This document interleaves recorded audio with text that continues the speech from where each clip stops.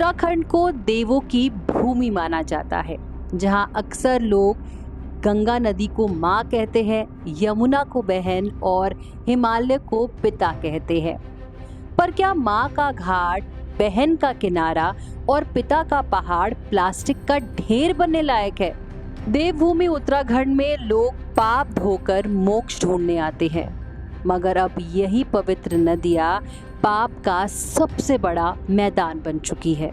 और ऐसा मैं इसलिए कह रही हूँ क्योंकि ये वीडियो जो अभी हमने आपको दिखाई, उसमें आप देख सकते हैं कि किस तरह से प्लास्टिक बह रहा है। हर साल 3000 प्लस टन का प्लास्टिक वेस्ट गंगा की ट्रिब्यूटरीज में गिरता है, स्पेशली अलकनंदा, भागीरथी, मंदाकिनी में। रिपोर्ट्स के मुताबिक 2023 के केदारनाथ यात्रा के बाद सिर्फ 3 किलोमीटर के ट्रैकिंग स्ट्रेच से करीब 76 मेट्रिक टन का कचरा उठाया गया। आप सोचिए पूरी यात्रा सीजन का क्या हाल हुआ होगा। अब ये समझ नहीं आ रहा कि लोग चार धाम की यात्रा करने आ रहे हैं या फिर देवभूमि को डस्टबिन समझ के जा रहे हैं। ऑन एन एवरेज चार धाम यात्रा में करीब 40 से 50 लाख लोग हर साल आते हैं। हर दूसरा यात्री एक प्लास्टिक बॉटल यूज करता है, पर रिटर्न कोई नहीं करता। रिफिल स्टेशंस है, लेकिन भाई 20 रुपए की मिनरल बॉटल ज्यादा स्टाइलिश लगती है। भाई धर्म, भक्ति सब अपनी जगह है, संस्कार भी अपनी जगह है, पर अगर थोड़ी अवेयरनेस लेकर ये चार धाम यात्रा पर आते तो शायद माँ गंगा बच जाती। अब इसका एनवायरमेंटल एंड इकोलॉजिकल इम्पैक्ट क्या है?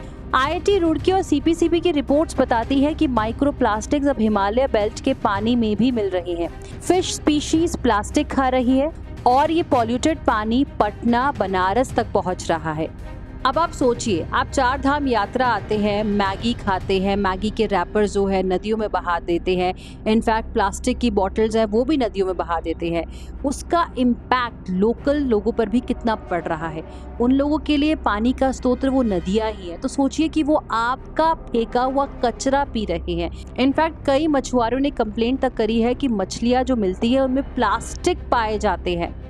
हम शिवलिंग पे दूध चढ़ाते हैं, लेकिन उसी पानी में प्लास्टिक का ग्लास छोड़ जाते हैं। रिलीजियस फेस्टिवल्स, प्रसाद के डब्बे, व्रत की पैकिंग, सब कुछ प्लास्टिक में लपेटा जा रहा है। अब इसे धर्म कहेंगे या दोगलापन? जहाँ एक तरफ हम धर्म की बातें करते हैं, वहीं दूसरी तरफ माँ गंगा को कचरा क्यों बना रहे हैं? नमामि गंगे प्रोजेक्ट का 20,000 करोड़ का बजट है, लेकिन पहाड़ी कस्बों में बेसिक डस्टबिन तक नहीं है। प्लास्टिक बैन सिर्फ कागज पर है, ग्राउंड पर तो हर कोई चिप्स के पैकेट और मैगी रैपर फेंकता है। यही लगता है कि क्लीन अप ड्राइव सिर्फ फोटो अपॉर्चुनिटी ना बन जाए, क्योंकि रियल टेस्ट यही है कि आपको कोई देख रहा है नहीं देख रहा, आप अपनी रिस्पॉन्सिबिलिटी कितनी निभाते हैं। तो सवाल यही है कि बदलाव कौन करेगा, सरकार, NGOs या फिर हम खुद? अब हमें करना क्या चाहिए? भाई रिफिल बॉटल यूज़ करिए, अपना कचरा एक बैग में रखिए, उसको डस्टबिन में डालिए, एक रिस्पॉन्सिबल टूरिस्ट की तरह ट्रैवल करिए। देवभूमि को बचाना सिर्फ सरकार का काम नहीं, हर उस व्यक्ति का फर्ज है जो हर हर गंगे बोलता है। देखिए, टूरिस्ट बनना गलत नहीं है, पर टॉक्सिक टूरिस्ट बनना पाप है, ये धर्म के विरुद्ध है। अगर आप मेरी बात से अग्री करते हैं तो प्लीज़ इस वीडियो को लाइक करें, कमेंट करें और प्रतीक्षा की पाठशाला को फॉलो करें और देवभूमि उत्तराखंड को पवित्र रहने दीजिए।